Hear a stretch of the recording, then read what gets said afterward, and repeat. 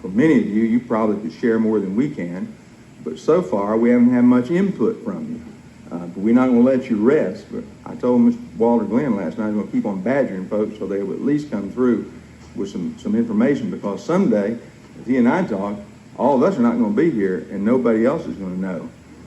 And it is important because things have happened across the years. This church did not just happen to be here because somebody thought it was a good idea. I'm convinced it's here because God willed and purposed for it to be in this place, and the ministry that he's given us an opportunity to share across the years. I did want to share with you a little sketchy information.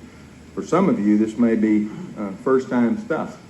There's a lot of attempts that have been made to put together some brief history, and I'm not going to take time to read all these names, but this church was mothered by the old Mount Comfort Missionary Baptist Church, which itself was organized back in the year of 1870. And by the way, I put just a couple or three copies of some old minutes from that church minutes book dating back to the 1800s.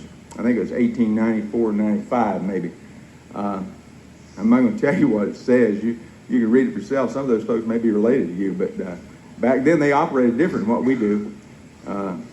They churched them, and it's mentioned a couple or three folks in there that they dealt with for such things as drunkenness, profane language, and etc. So it's a very, very interesting bit of history that's wrapped up in those things. But at any rate, the church was originally out of that old Mount Comfort Missionary Baptist Church, and they joined the Zion Baptist Association that same year. And then in 1877, the Calhoun Baptist Association was organized, and the name was later changed in 1921, which comes a little closer to our church existence, because this church was actually started in September of 1927.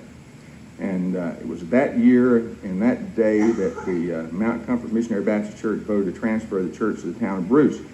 And a building was erected. And by the way, if anybody has a picture of that building, we would sure appreciate it so we can make a copy of it. So far, we've not found one. Bob Logan remembers going to school in that building, and he and A.D. had a major discussion this morning about who was the oldest, I think, because of their meeting date and that. But at any rate, there was some school, at least one grade taught in there for a period of time. The pastor was L.F. Dara, and deacons H.K. Logan, Dr. C.A. Johnson, and Z.R. Hastings Sr. were the men who constituted the presbytery that took charge of transferring the church from the Mount Comfort Missionary Baptist Church to become the Bruce Baptist Church. There were 46, as best records show, of the original founding members who were charter members. And I have been able to come up with the names of 43 of them. I don't know where the other three are, but at any rate, 46 was the number that was established. And to the best of our knowledge, and I'm trying to inquire about this, there are 5 of those people still living today.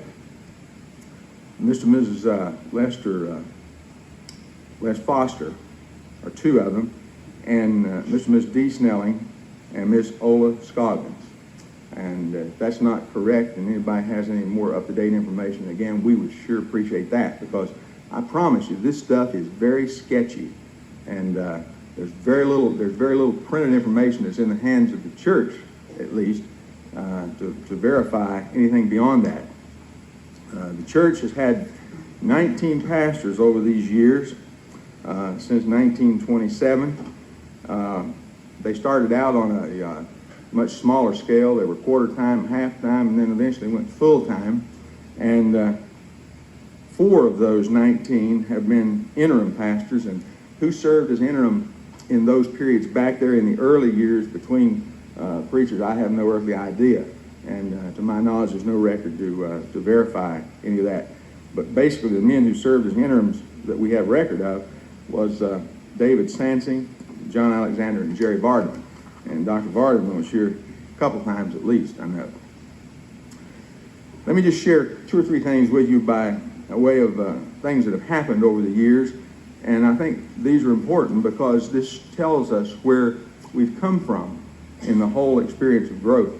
During Brother Hare's ministry in 1941 to 44, the sanctuary in the educational space on the north end, which is directly behind me, was erected. And incidentally, there are a couple pictures of that on the table. They also adopted the cooperative program that year and has been giving to it ever since. So that's a pretty good record. During Brother Middleton's ministry, he was here in 1945 to 54. The pastorium, as I understand it, the one that was up here, was constructed, and the church plant renovated and remodeled. Then during Brother Sam Brown's ministry, 57 to 64, some additional property was purchased and the additional education building constructed. And that's the building that's out to my right now, where the nursery and the church offices, etc. are. And then during Dr. Kermit McGregor's ministry in 1964-68, some additional property was purchased for parking a future building and a new house completed for the Ministry of Music and Education. And then during Dr. Gandy's ministry from 71 to 77, the sanctuary was enlarged and redecorated. And that brings us up to our present regime, the time since we've been here. And most of you know the things that have transpired over these last almost 17 years. We have bought additional property, and of course the fellowship hall that we now use was constructed the next year after our coming here. And we've also added a couple of staff members over that time. Last year, at the annual church letter time, the church records shows that this church now has 790 resident members, and cooperative gifts last year were $60,427, and associational missions was $10,014. The church gave, in addition to that, another $13,887 to designated mission offerings such as Lottie Moon, Annie Armstrong, etc.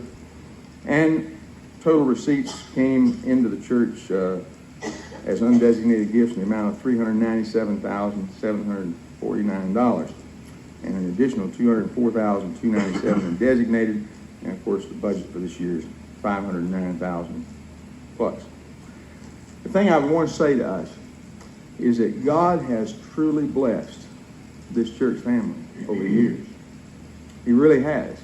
When you consider what started out as a small group so many years ago, with a complete faith commitment that this was going to be the church that God wanted it to be, and to have come from that point to where we are today, from those 46 members to have enlarged over the years, it did not just happen. It happened because of dedicated people committed to serving God and the blessings of the Lord upon their service. It happened because of saints of the past and saints of the present that were committed to one end, and that is doing the will of God. The church has assisted in making possible the ministry of literally hundreds of missionaries around the world. And only God knows the number of people that have come to know Christ through the outreach and through the dedicated commitment of the folks that are involved in this church family. It stands as a lighthouse to the glory of God and to His work and to His ministry. And I would encourage you to stop and take a look at some of the things that are down here. We've got copies of most of the pictures that we had anything to do with. There is one picture there that belongs to Miss Jewel Parker, and I want to make sure it stays on that table because she almost wanted me to sign a commitment to it. But it's all pictures of members of her background family, and they were all pretty much involved one way or another in the life of this church. And a part of its foundation. So I think you'll find with interest, like I said, there's also a couple of copies of those old minutes there. There's a copy of Vacation Bible School back in 1945 when Brother Hare was pastor here. There's also a couple of pictures that show this building under its original construction, and then also showing when the addition was put onto it and it was dedicated.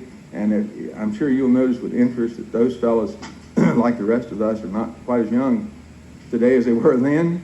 But it's a very interesting story as you sort of work through the thing and see what's transpired over the years.